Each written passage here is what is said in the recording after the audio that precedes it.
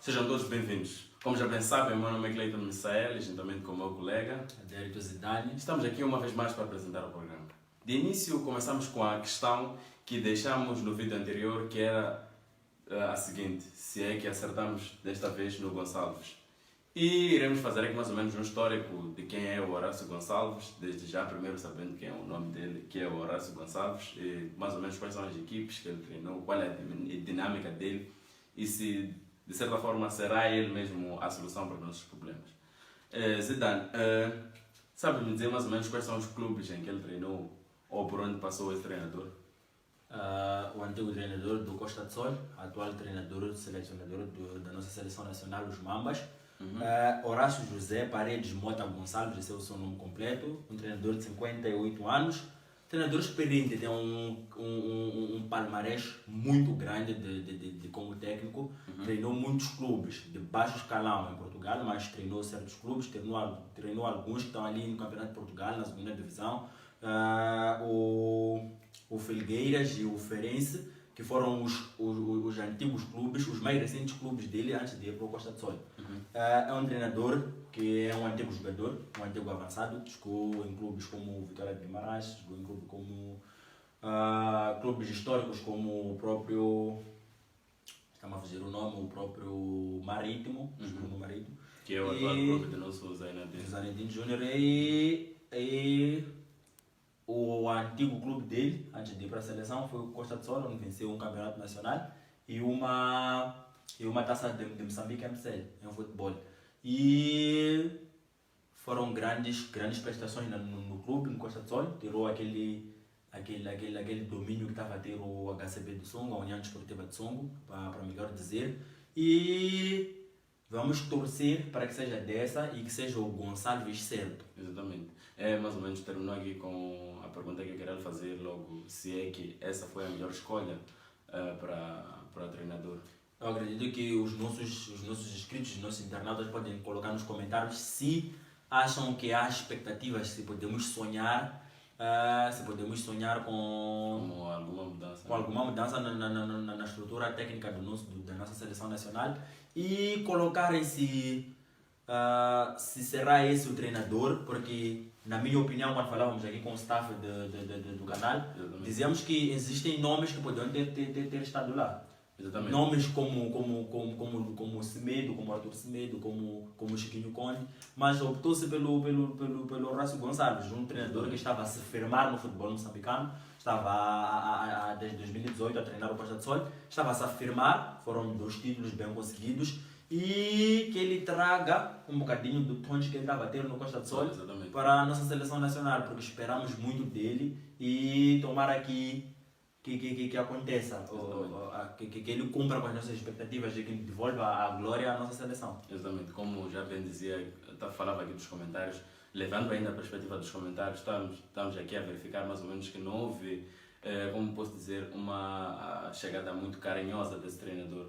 Não houve um consenso num todo. A população moçambicana não gostou, porque, como bem dizia, temos feito escolhas frequentes de treinadores estrangeiros e não temos optado por treinadores que são daqui de casa, que realmente conhecem a nossa situação, tal como o Chiquinho Conde e por aí fora. É que, pelo histórico recente da nossa seleção, por mais que seja um Guardiola, por mais que seja um Jürgen Klopp a vir treinar a nossa seleção, sempre virá com pressão. Exatamente. Virá com uma pressão muito grande. Porque existe muita coisa a acertar. Porque o povo moçambicano, o adepto do futebol moçambicano está sedento de vitórias. Exatamente. O povo moçambicano quer chegada de um treinador que vai impor resultados. Por isso que aconteceu aquelas falsas esperanças com o antigo treinador, com o antigo Gonçalves, o antigo treinador. Colocou-se pressão por cima dele. Ele chegou e teve a sorte de chegar e ter bons resultados logo à chegada. Mas depois aconteceu que a estrutura da seleção pesou-lhe e aquele histórico de vitórias saiu. Os jogos pós-pandemia, como estamos a falar. Pós-pandemia, exatamente. E o que acontece é que eu ainda acho que a expulsão foi um tanto que precipitado. Foi um tanto que precipitada, um tanto que muito precipitada, muito muito feita sem Tudo pensar. feito ao calor Exatamente. da pele, Tudo feito sentido ao calor da aquele, pele, até a pareceu dor que- daquela ferida de termos perdido a qualificação. Eu acredito que os dirigentes, que o presidente da federação pensaram como adeptos de futebol e não Não, como como gestores. gestores, exatamente. Porque os resultados eram bons. O futebol, como sabe, que a seleção nacional praticava, era bom futebol. Só que exigiu-se vitórias. Nós ainda não estamos a nível de exigir vitórias, 5 ou 6 vitórias seguidas da nossa seleção. Exatamente. Então, é necessário que entre um treinador que vai puxar a base, que vai puxar os jogadores que vêm da base, que vão Uma coisa fazer que uma parece- reestruturação, Exatamente. desculpa, uma reestruturação do futebol moçambicano, para que, em vez de resultados imediatos, possa estruturar uma seleção Eu que gosto possa de- nos dar de resultados, que pode ser exatamente. futuros, mas que possa nos dar resultados de felicidade ao povo moçambicano. Sim, Não algo imediato, coisas imediatas são superficiais. Não queremos vitórias superficiais da nossa seleção, não queremos 2, 3 vitórias e ficarmos felizes. Queremos ganhar sempre. Queremos ganhar sempre. Então, por mais que isso demore, nós queremos um treinador que possa nos dar a garantia de que vai demorar, mas Vai quando acontecer. chegar o tempo, nós também podemos estar a nível de Nigéria, de Gana, Ghana, Costa sim. do Marfim. Então, aquilo também não foi coisa que se fez a curto prazo. É algo que se faz a longo, médio prazo. Então, nós temos que saber esperar primeiro como adeptos moçambicanos do futebol. Temos que saber ter paciência, Exatamente. não a uma vitória, a uma derrota, duas derrotas. Já desculpa. desistimos de todo o Desistimos do projeto. treinador, desistimos do projeto. Temos que saber acarinhar, segurar um projeto e colocarmos crédito aos nossos jogadores, colocarmos crédito ao treinador e deixarmos o treinador trabalhar o mínimo de tempo, o máximo de tempo possível, deixarmos o treinador trabalhar e que os resultados venham. E, falando ainda no âmbito desse tempo, é exatamente isso que eu quero lhe perguntar. O fato de estarmos a interromper a trajetória, porque cada um dos treinadores vem com o seu projeto. Este vem com um projeto para-se, vem com um projeto para. E essa expulsão contínua dos treinadores, o fato de os jogadores terem que se habituar a uma nova realidade toda vez que se troca um treinador. Porque cada treinador vem com os seus princípios. Com a sua forma de pensar. com o seu Exatamente. E já o que acontece é que eu acho que nós estamos a deixar tempo suficiente de modo a que o treinador possa se mostrar o seu serviço. É certo que as derrotas doem, mas de certa forma é preciso deixar que os treinadores consigam debruçar-se nas equipes, consigam deixar aquilo que é a sua ideia na equipe.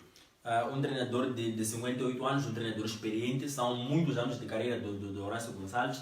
Então, ele tem o apoio de toda a federação, tem o apoio daqui da Willow Football TV e que o apelo ao povo moçambicano é que vamos deixar ele trabalhar. Ele já mostrou esses 3 anos que está aqui em Moçambique Que é um treinador confiável. que é um treinador confiável e que já bebeu um bocadinho do futebol moçambicano. Então vamos deixar ele meter aquele trabalho que ele vinha fazendo, um trabalho excelente no Costa do Sol e que vamos dar tempo ao Horácio Gonçalves e que o Mr. Gonçalves possa nos dar respostas satisfatórias. Não precisamos de respostas superficiais, de respostas rápidas, não. Precisamos de respostas duradouras e que Moçambique possa voltar à sua glória, possa voltar a um CAN e possa, quiçá, daqui a 5, 6 anos, mas com apostas mesmo assertivas, possamos ir ao Mundial. Por que não?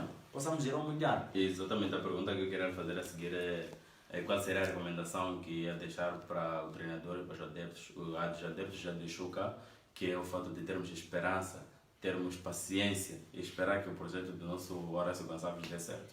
Eu acredito que acho que o único toque, o único conselho que eu daria ao Mister é que ele seja ele e que não se deixe influenciar. Exatamente. Ele Pela pressão. coloque a sua forma de futebol, a sua forma de jogar, aquela forma que nós víamos que era de alguma forma deslumbrante no Costa do Sol, e que ele coloque a sua forma de jogar, coloque a sua experiência, são muitos anos de experiência, que ele coloque a nossa seleção de volta a um patamar que quiçá um dia tenhamos atingido. Então, eu acho que a única recomendação é que a federação lhe deixe trabalhar, lhe dê tempo para trabalhar, porque a nossa seleção precisa de muito. Então, que esse muito possa vir do técnico, do Mr. Gonçalves. Eu acho que as derrotas que estamos a ter, de fato, estão-nos a fazer desperdiçar bons treinadores. O Mundial, aliás, a qualificação para o Mundial está aí a chegar num grupo muitíssimo difícil. Não será esse mais um desperdício de um treinador, porque vai acontecer que são ínfimas as possibilidades de entrarmos no Mundial e são enormes as possibilidades de perdermos de novo um bom treinador devido a essa pouca possibilidade de entrarmos no Mundial. Acredito que ele deve nos mostrar trabalho. Acho que nenhum moçambicano, nenhum adepto do futebol moçambicano conta com uma passagem ao Mundial. Exatamente. Então que ele nos mostre trabalho, que ele mostre atuações de garra, atuações de vontade e que nós cá atrás prometamos lhe deixar trabalhar e que ele trabalhe. Não contamos entrar no Mundial. Acho que não é esse o primeiro objetivo. Vamos colocar o pé no do chão. futebol moçambicano. O futebol moçambicano não quer ir ao Mundial para já, mas quer ter uma estrutura para que possa lutar de igual para igual com os outros clubes africanos para que possa entrar no próximo Mundial. Seleções. Corrigido. Com as outras seleções moçambicanas, as outras seleções africanas, desculpa, para que possa ir ao Mundial. Exatamente. Chegamos ao fim desse bate-papo que diz respeito ao novo treinador. E também aproveitamos fazer aqui uma pequena análise do que é mais ou menos a nossa estrutura, desde a gestão até o próprio treinador. E encerramos esse assunto e agora vamos falar do assunto que está a dar de fazer nas redes sociais, que deixou toda a gente muitíssimo triste. Foram imensas postagens aí, Rest in Peace, Descansa em Paz, Futebol, desde 1983 até 2021. Foi criado por um pobre, está a ser roubado por um rico. É o que estão a dizer, mas de certa forma nós estamos a analisar a base, ou de onde é que começa esse problema todo. Mais ou menos devemos aqui explicar mais ou menos qual é a estrutura da Superliga. Primeiro dizer, recebi muitas mensagens no meu WhatsApp pessoal a perguntarem, Zidane explica o que é a Superliga, não sei o quê. Então eu disse que Fiquem atentos ao programa. fiquem atentos ao programa, que eu tentaria recolher um bocadinho da informação que está lá nas redes sociais, nas páginas, e tentar explicar mais ou menos o que é a Superliga. Exato. A Superliga é um campeonato, um campeonato novo que foi criado. Essa ideia já vinha já há alguns anos, acho que desde 2017, 2018, só que, segundo o presidente da Superliga, na entrevista que deu ao El Chiringuito na madrugada de hoje, que fiquei a assistir até por acaso, ele disse que viram a necessidade de implementar a Superliga justamente agora, por causa das questões da pandemia. Exatamente, que trouxeram Déficits econômicos estrondosos. Segundo ele, só o Real Madrid perdeu 400 milhões de euros só nesse período, então muito dinheiro e alguns valores que os outros clubes grandes perderam.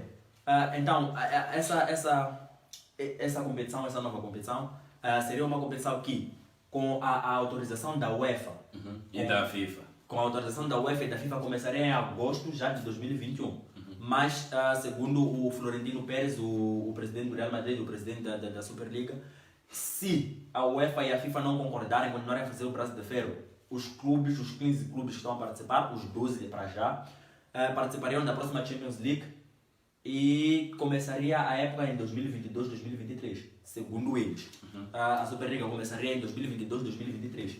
E segundo o Florentino Pérez, porque rolaram boatos de que a UEFA baniria todos os clubes que estão na Super League, e baniria os atuais semifinalistas da Champions League, que são o Real Madrid, Manchester City e o Chelsea, baniria-os a partir de já. Exato. E não participariam das meias finais dessa Champions League, dessa época, a par do PSG, que é o clube que está fora até agora, porque foi dado um aviso e um comunicado de até 14 dias para eles decidirem se vão entrar ou não na Superliga. Então, o que acontece é que o presidente do Real Madrid e da Superliga, o Florentino Pérez, disse que não haveria banimento de nenhuma das equipes e que todas as equipes participariam da Champions normalmente e independentemente ou não de estarem na Superliga. Exato. Para quem ainda não acompanhou bem, os clubes que estão na Superliga são o Big Six da Inglaterra, o Chelsea, o Manchester United, Manchester City, Liverpool, Tottenham e o Arsenal. Os três grandes da Inglaterra, da Espanha, desculpa, o Barcelona, o Atlético de Madrid e o Real Madrid. E os três grandes da Itália, a Inter de Milão, a Juventus e a AC Milan. E são esperados clubes ainda grandes como o Bayern de Munique, o Dortmund, apesar de já ter dito que não vai participar de forma alguma e ter anunciado que o Bayern de Munique não vai participar também. Mas foram dados num comunicado até 30 dias para eles decidirem se participam ou não. O Seferino, o presidente da UEFA, diz estar indignado e prometeu banir todos os clubes que estão nessa esfera da Superliga Europeia, que não vão participar nem da Champions League e nem de nenhuma outra competição europeia. Exatamente. Ou seja, até das ligas ele promete banir esses clubes. Exato. Porque, segundo eles, estão a fazer um motim, estão a fazer um alvoroço no futebol e que querem concentrar o poder só para eles, porque seriam 15 clubes no total, seriam 15 clubes fundadores desse projeto, e que esses 15 clubes gerariam dinheiro só para eles. Seria um eixo que geraria dinheiro e que seria colossal a distância de valores deles com os demais clubes. Exato. Então, por isso que a UEFA diz que esse projeto não é algo bom, porque seria uma liga independente que não estaria a depender da UEFA. Se calhar o problema da UEFA é que a Super League não vai comer dinheiro com eles. Se calhar o problema seja esse. Então a FIFA também entrou na briga e disse que todos os jogadores que participarem da Super League Europeia não vão participar nas suas seleções nunca mais, nem do Mundial, nem de alguma outra competição que esteja a ser gerida pela FIFA. Exato.